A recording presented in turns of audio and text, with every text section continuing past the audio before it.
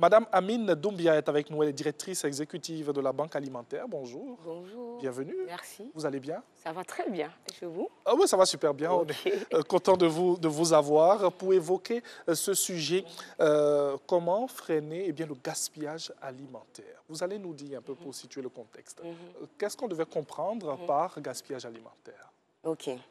Alors, il faut déjà définir ce que c'est que le gaspillage alimentaire. Allons-y. Et partant de là, on verra comment freiner ce gaspillage alimentaire. Je vous suis. Alors, le gaspillage alimentaire correspond à la perte ou à la dégradation de la nourriture qui est destinée à la consommation humaine. Oui. Alors, elle s'opère tout au long de la chaîne de valeur alimentaire, c'est-à-dire de la production jusqu'à la consommation, en passant par la transformation, le transport, le stockage. Alors, ce qu'il faut savoir, c'est qu'il y a une différence entre le gaspillage alimentaire et les déchets alimentaires. Parce que souvent, on se pose la question, à quel moment on parle réellement du gaspillage alimentaire? Oui. Alors, les déchets font référence plutôt aux produits alimentaires qui ne sont plus comestibles, donc qui méritent d'aller à la poubelle. Donc, vous prenez, entre autres, les épluchures, par exemple, de fruits et de légumes, Oui. les coquilles d'œufs, ou encore les os, eux, qui méritent d'aller à la poubelle. Okay. Alors, comment freiner, pour revenir à votre question, comment freiner le gaspillage alimentaire? Comme je l'avais dit tantôt, il y a différents points névralgiques au niveau du gaspillage alimentaire. Donc, au niveau de la transformation, du transport, de la consommation. Et donc, il faut proposer des mesures correctives. Déjà, sensibiliser nos populations. Nous savons qu'aujourd'hui, que l'éducation est un puissant levier pour le changement de comportement. Alors, il faut pouvoir déjà, à travers différents programmes dans nos écoles, à travers, par exemple, des échanges entre amis, il faut pouvoir sensibiliser sur l'importance de l'adoption des gestes anti-gaspillage alimentaire. Voilà. On en viendra tout à l'heure aux différentes solutions pour nous permettre d'éviter ce phénomène-là que nous avons dans notre quotidien. D'aucuns pourraient se demander à la maison, c'est vrai que vous parlez de transformation, de transport, de production et tout, mais qui gaspille concrètement?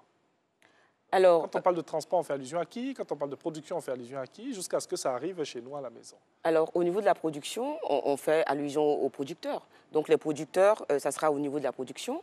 Au niveau aussi, je dis, de la gestion de stock. On va parler de gaspillage au niveau de la transformation. Là, on met en exergue l'implication des industriels. Oui. Et au niveau de la consommation, c'est le consommateur final. C'est vous, c'est moi. Oui. Voilà, voilà. Donc, okay. Alors, c'est vrai qu'on parle de gaspillage aujourd'hui, on va aller chez nous à la maison. C'est ça. avant peut-être de revenir avec les producteurs et même les transporteurs et tous les industriels, allons-y dans nos ménages. Comment est-ce que nous gaspillons la nourriture dans nos ménages? Qu'est-ce que nous faisons? Quelles sont les habitudes mauvaises que nous avons?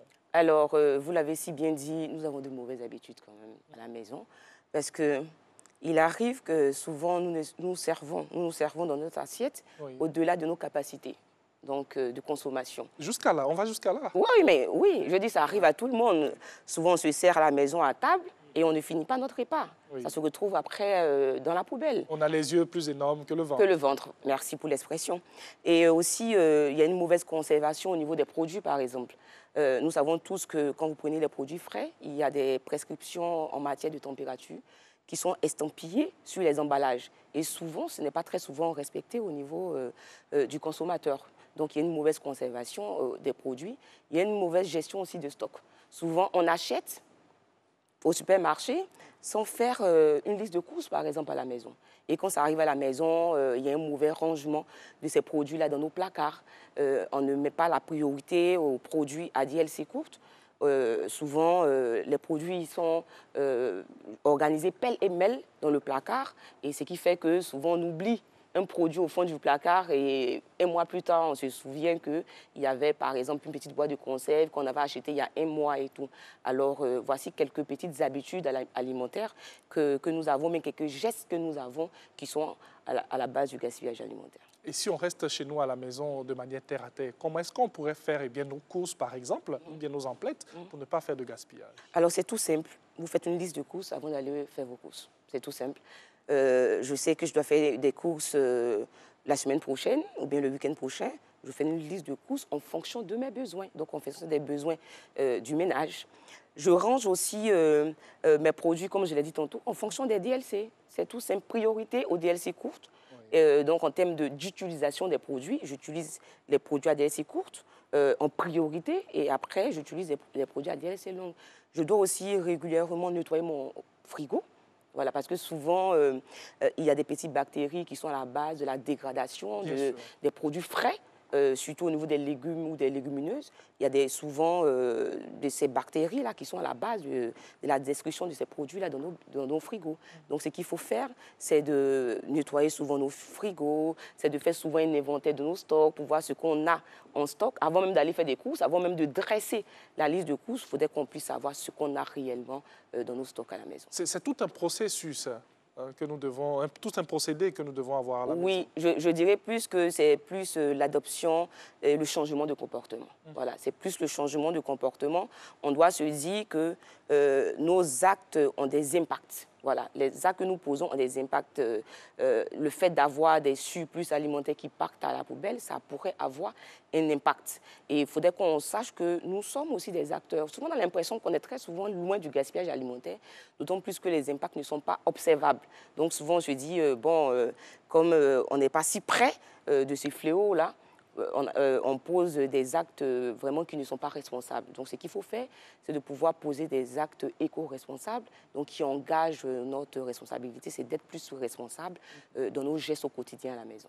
J'imagine que les mamans qui passent le temps à crier sur les emails sont très concentrées sur l'émission d'aujourd'hui. Moi, j'aimerais ajouter même peut-être dans vos exemples, des boîtes de conserve qu'on ouvre, on en prend juste la partie au-dessus et puis on laisse comme ça. Ah oui, c'est ça.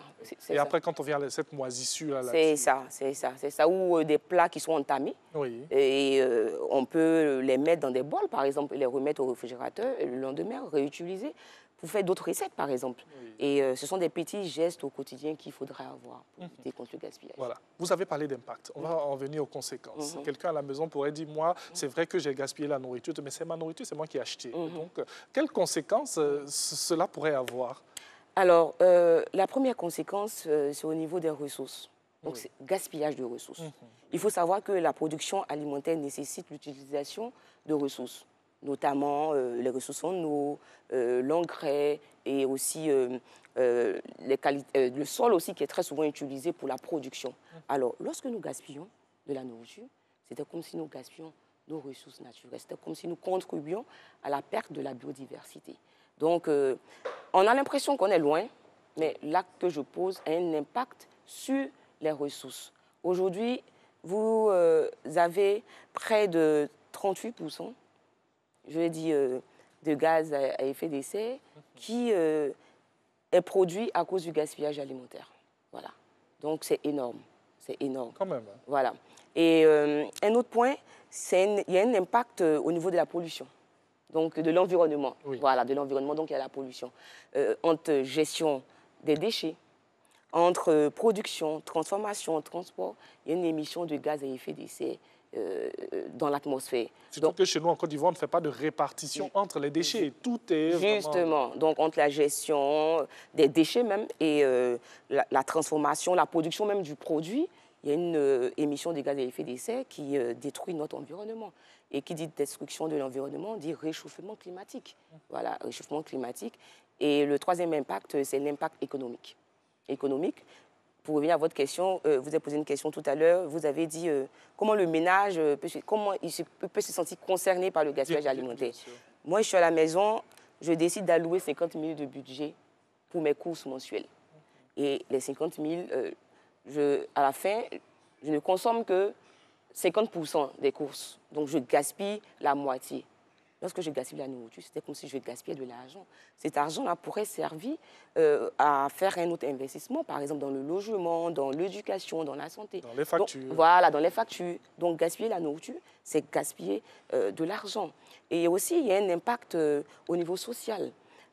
Plus on a du gaspillage, moins on aura des disponibilités alimentaires. Et moins dans les disponibilités alimentaires, on va assister à une augmentation des prix de marché. Alors, s'il y a une augmentation des prix de marché, ce qui va suivre, c'est que vous aurez une partie de la population qui ne serait pas à même de se procurer de la nourriture alimentaire à cause de la cherté des produits. Donc, cette partie de la population va tomber systématiquement dans la précarité alimentaire. Qui dit précarité alimentaire dit malnutrition. Et il y a une corrélation entre la malnutrition et la santé. Il y a une corrélation entre la malnutrition et l'éducation. Et donc, c'est toute une chaîne. Voilà. Franchement, voilà, c'est toute une chaîne. Voilà, c'est toute une chaîne. Et donc, il est important de pouvoir maîtriser ce gâchis alimentaire en amont. Vous avez évoqué toutes ces conséquences. Est-ce que c'est valable aussi pour ces entreprises qui font le gaspillage? Si on part jusqu'à la production aussi, c'est valable pour tout le monde? Bien sûr. Bien sûr, c'est valable, c'est valable. Ça a un impact sur l'environnement quand on produit. C'est pour ça que j'ai parlé tout à l'heure de la production. Bien sûr. Lorsque nous produisons, nous utilisons de l'énergie. Lorsque nous transformons, nous utilisons de l'énergie. Et lorsque nous transportons, il y a une émission de gaz à effet de serre. Donc c'est valable pour tous ces acteurs économiques, tous ces acteurs de la chaîne de valeur alimentaire. On va rester un peu sur le transport parce que souvent nous voyons dans nos rues, dans nos villes et tout, ces engins de transport-là, on va dire quoi, de patates, de bananes, d'ignames, de tout ce qu'on veut, et bien souvent ça verse. Ça aussi c'est le gaspillage. C'est du gaspillage, oui, c'est du gaspillage. Et partant de la définition, on a dit c'est la perte ou la dégradation sur toute la chaîne de valeur alimentaire. Donc, une fois que vous êtes sur la production ou sur le point du transport ou de la transformation ou de la consommation, c'est du gaspillage alimentaire. Souvent, on a l'impression que c'est souvent au niveau de la consommation qu'on parle souvent du gaspillage alimentaire. Non, non, c'est pas ça. Le gaspillage alimentaire est opéré tout au long de la chaîne de valeur alimentaire. Donc, perdre de la nourriture pendant que nous transportons ces denrées-là, c'est du gaspillage alimentaire. Et salissante aussi pour nos rues, bien sûr, nos routes. Bien sûr, bien sûr. Donc c'est le lieu d'interpeller tout un chacun sur cet état de fait. Bien sûr, bien sûr. Et c'est pour ça que le gaspillage alimentaire est une thématique qui doit être prise en compte par nos décideurs, par les acteurs de la chaîne de valeur alimentaire, par toute la population. C'est pour ça qu'il faut sensibiliser. Et là, aujourd'hui, je suis contente que vous nous permettez aujourd'hui d'être sur ce plateau, d'autant plus qu'à travers cette émission, on sensibilise. Les médias ont un rôle à jouer à travers des reportages, à travers des spots, qui sensibiliseront toute la population. Et ça, c'est ensemble, en harmonisant nos efforts, en croisant nos réflexions, que nous pourrons y arriver. Et c'est aussi avec la participation de votre étincelante présence dans nos studios. Merci beaucoup, c'est déjà fini. Voilà. Ah, c'est fini. Ben oui. On a en quelques minutes parlé du gaspillage alimentaire. Vous avez entendu, ce n'est pas loin de nous, c'est juste à côté. Bien sûr. Et nous contribuons à vraiment nous imposer ces conséquences très graves. En tout cas, merci beaucoup à vous. Merci. On reviendra certainement sur ce sujet très important pour encore sensibiliser nos différentes populations. Merci. Merci. Madame Amine Doubian, on rappelle qu'elle est directrice exécutive de la Banque alimentaire.